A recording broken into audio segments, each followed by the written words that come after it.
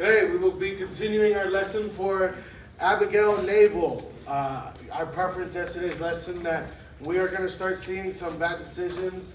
Not necessarily, let me rephrase that. We're going to start seeing some decisions that David makes, however, not with God, right? That's the situation that we're finding ourselves in, that both Saul and David are either completely ignoring God or asking God for guidance or help, except usually it's when it's too late, right?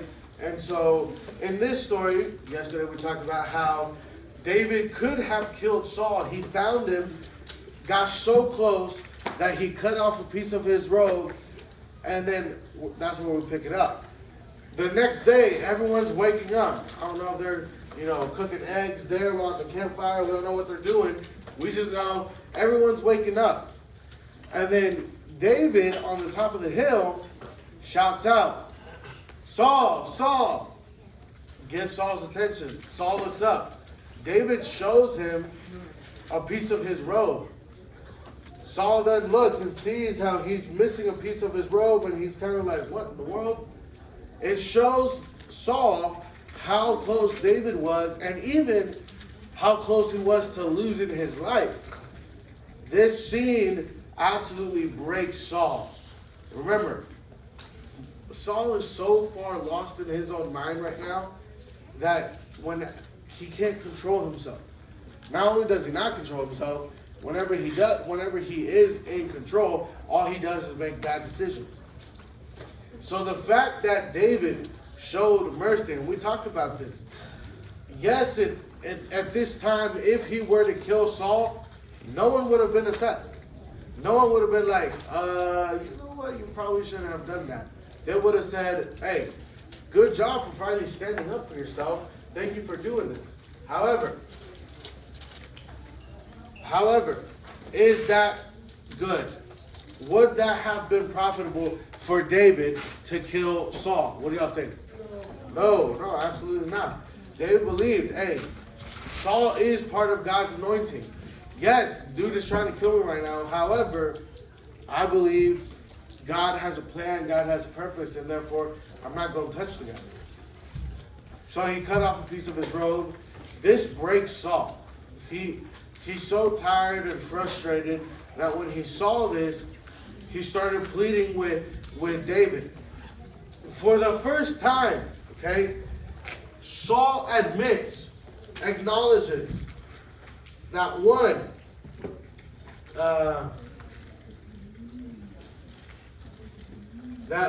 he started crying. He's just weeping profusely and just absolutely falling apart. Two, he acknowledged that David was better than he was. He acknowledged that David wasn't making the same bad mistakes that he was. Number three, he even asked the Lord to reward David. No, he stated that David would be king. He acknowledges him as the next king. And lastly, now he's trying to think about him and his family. He asked David to preserve his descendants. In other words, to not kill all of them, right? Preserve his descendants. David promised to remember Saul's descendants. Although, David also knew, hey, this guy is so far off his rocker, I'm not going to let him in right away. And what I mean by that is, right after this whole situation, though Saul spoke that he would never, as if he would never seek David's life again, David knew that Saul's rebellion against God had left him cruel and totally unpredictable.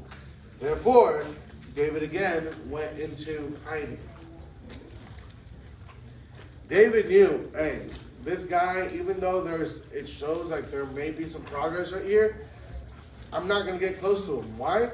Because of how unstable he is. As soon as he gets near me, as soon as he gets close to me, as soon as he gets upset, he's going to try killing me again. Let me ask you this. How many times do you practice saying no to something that will definitely get you in trouble versus how many times do you say yes because of who the person is? So I want you to write that down. How many times do you practice saying no to a person or situation because you know they're going to get you in trouble versus because of who they are, because of what the situation is, you say yes? Same thing. Same thing from this thing. How many times do you practice saying no to a person or situation because you know it's going to get you in trouble versus saying yes to it? You know if you spend time with this friend or if you talk to this friend, it's going to get you in trouble. It's in the video. Watch the video first. You know you're going to get in trouble, but instead of saying no or using discretion, hey, not right now, you say, all right, yes, what do you want? Then you get in trouble for talking. All right, yes, let's go do whatever. And then you get in trouble for being part of the act, whatever your friend decided to do. Why do we do that? Why do we say yes to our friends even though we know it'll get us in trouble?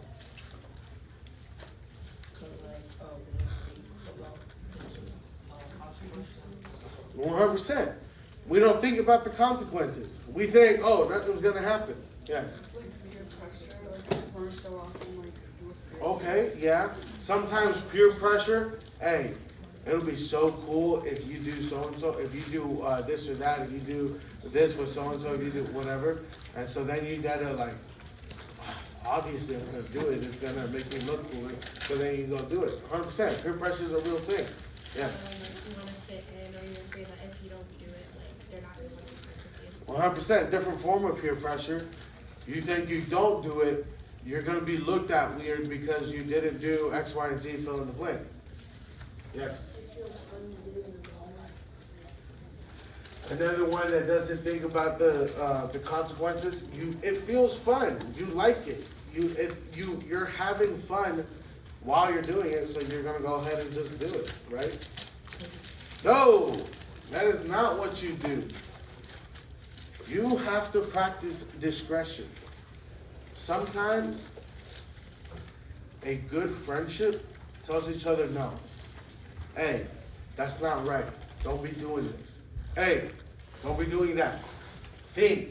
You're not thinking right now. You're only thinking about what satisfaction it might bring you, how cool it might make you look, how fun that situation might be. But you're not thinking about down the road how it might affect you. There's a situation I was in back in college, and talking about my friend Bobby again. There's a situation I was in, and I wasn't thinking, and my friend Bobby called me and said, Eric, I really don't think you should do that. Eric, be very careful. If you need me to, I'll go with you to help you say no or to help you be strong, but I don't think you should do that. I'll give you two examples. That was one example. A second example, I was in high school. I just turned 18. And when I turned 18, there was a few things I wanted to do, cross off my bucket list, if you will. One of them was get my motorcycle license and buy a motorcycle. And so I turned 18. My family and I, we went to the DMV. I got my motorcycle license. Then I'm looking up on, it's not called Marketplace, it was called OfferUp, I think is what it was called. And so I'm on an app where they just offer up different things. And so I'm looking through this app, I'm scrolling, I find a motorcycle. At the time, even though my mom took me to the DMV later, she was not okay with me getting a motorcycle. The girlfriend I had at the time, she was not okay with me getting a motorcycle.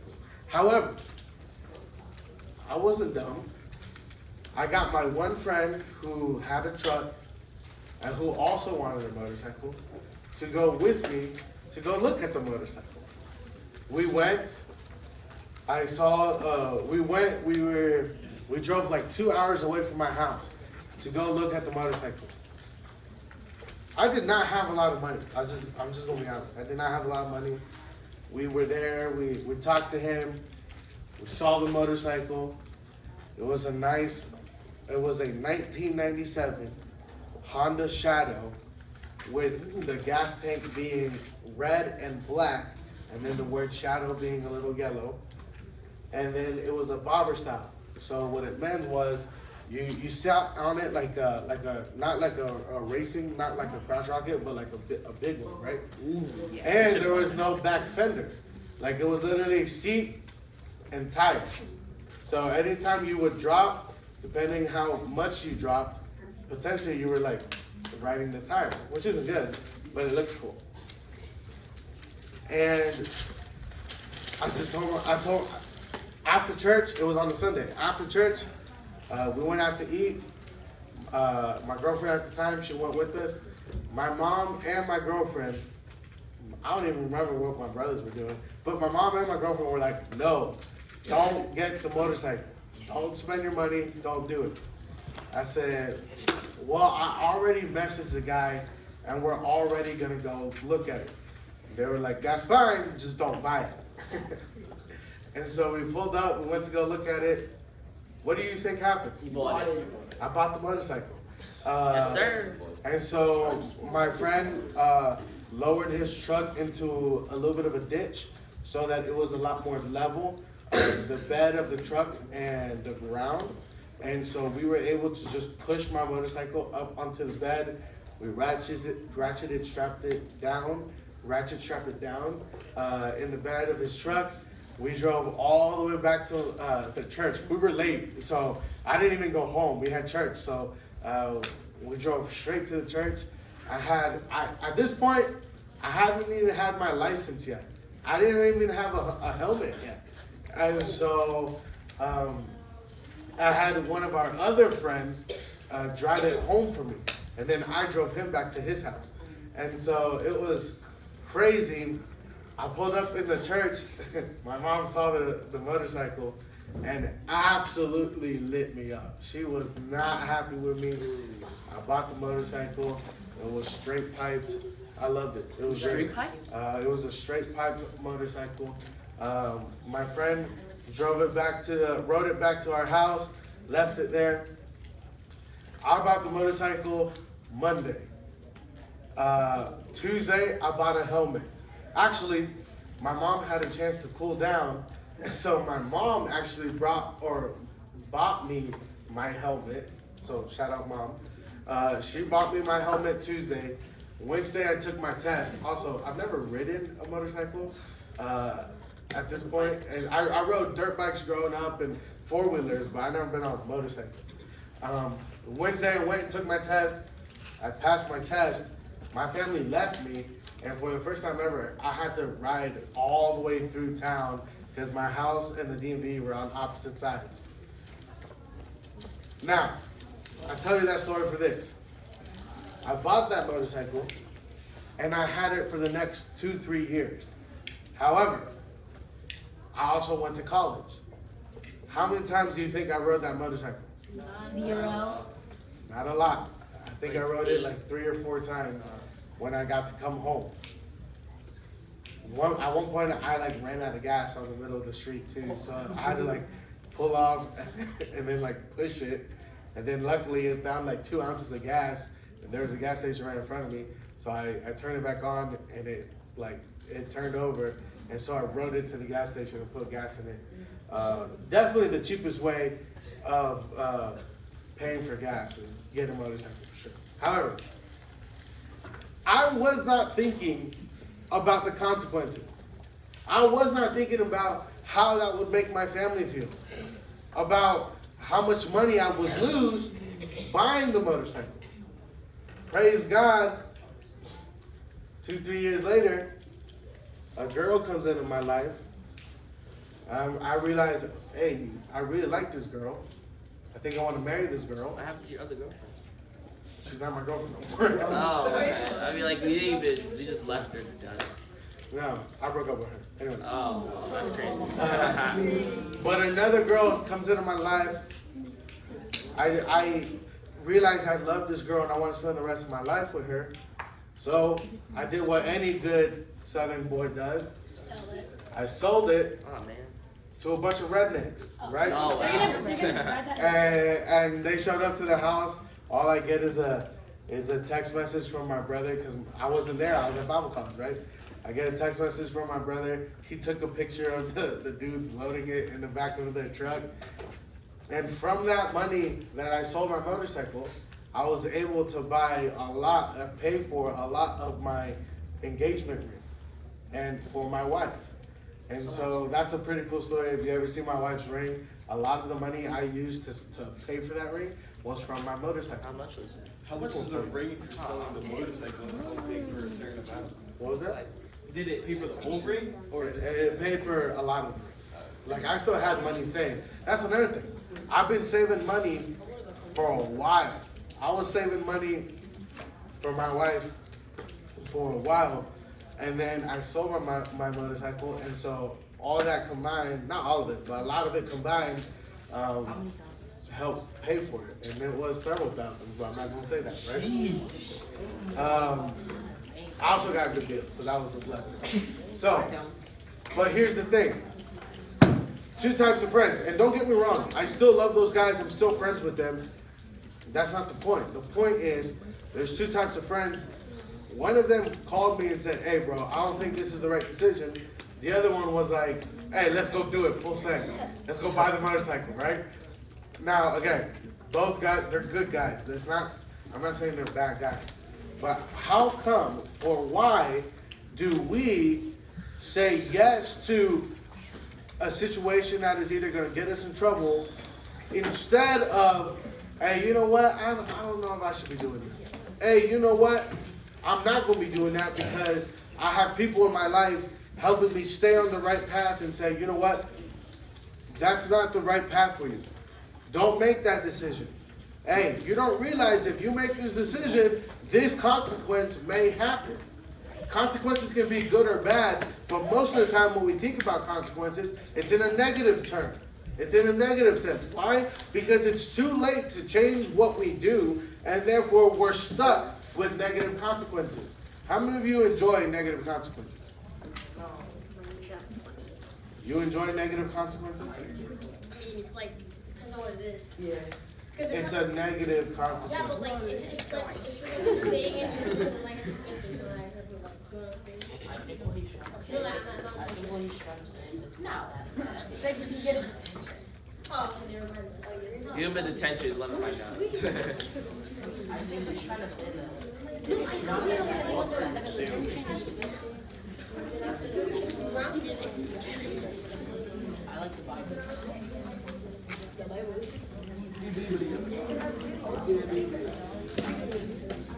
Alright, so picking up with our story, David practices discretion.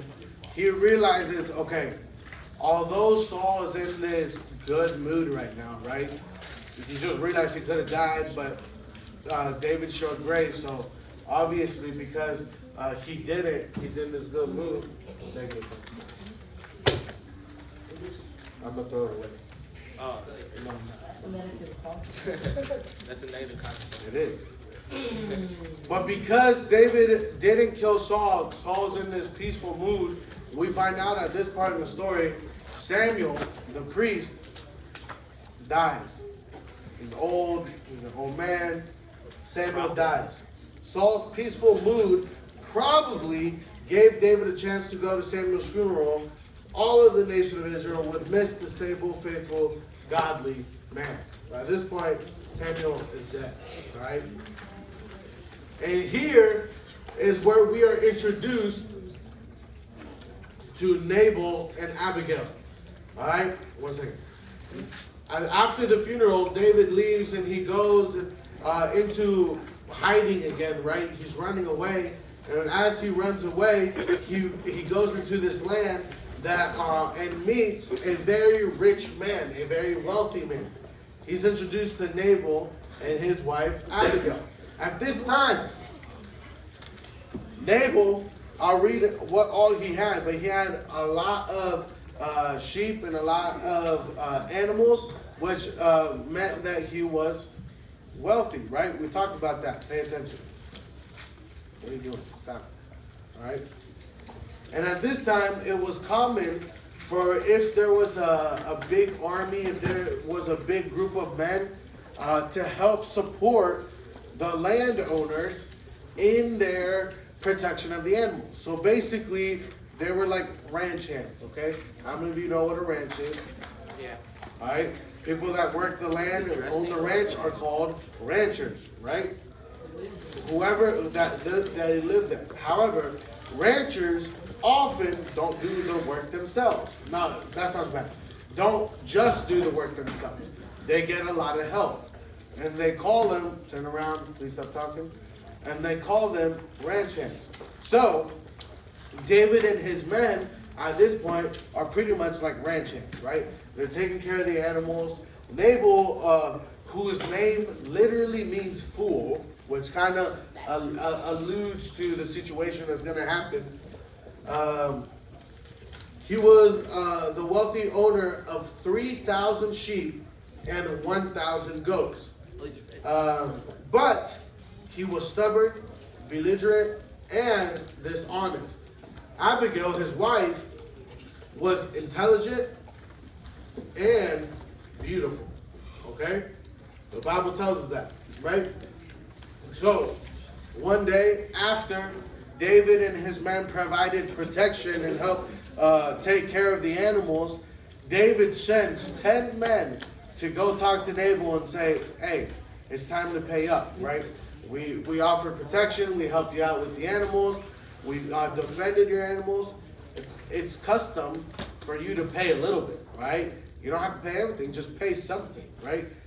David and his 400 men, they have to eat. And obviously they're not going to kill the animals they're protecting, so they got to go buy food. Yeah, I would. you raising your hand? No? So therefore,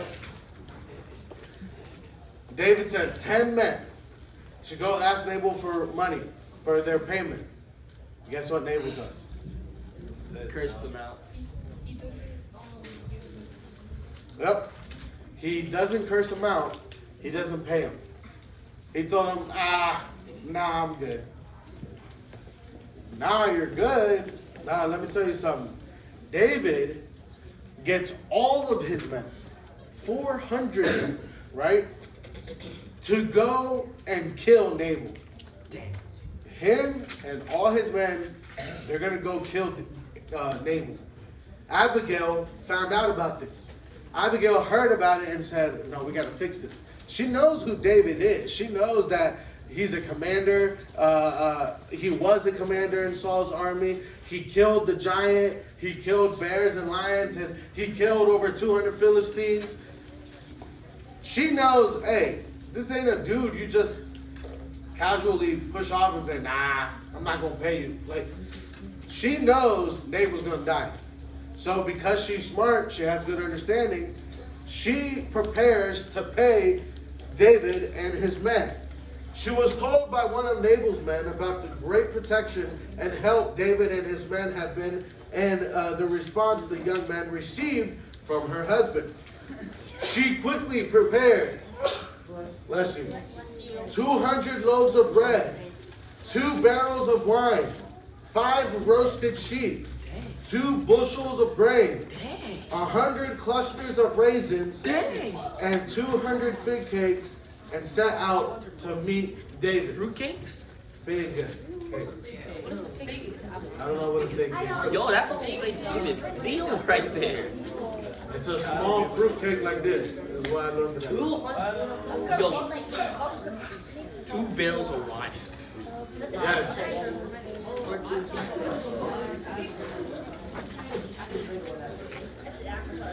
I was telling you earlier that he did it.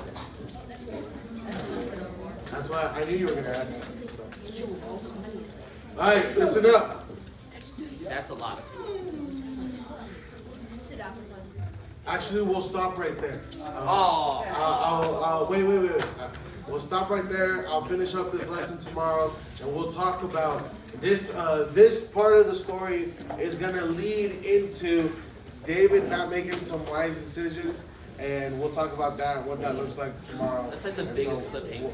I'm sorry. We'll see. Come back tomorrow. We'll see what Abigail does to protect potentially her husband. All right. Go ahead.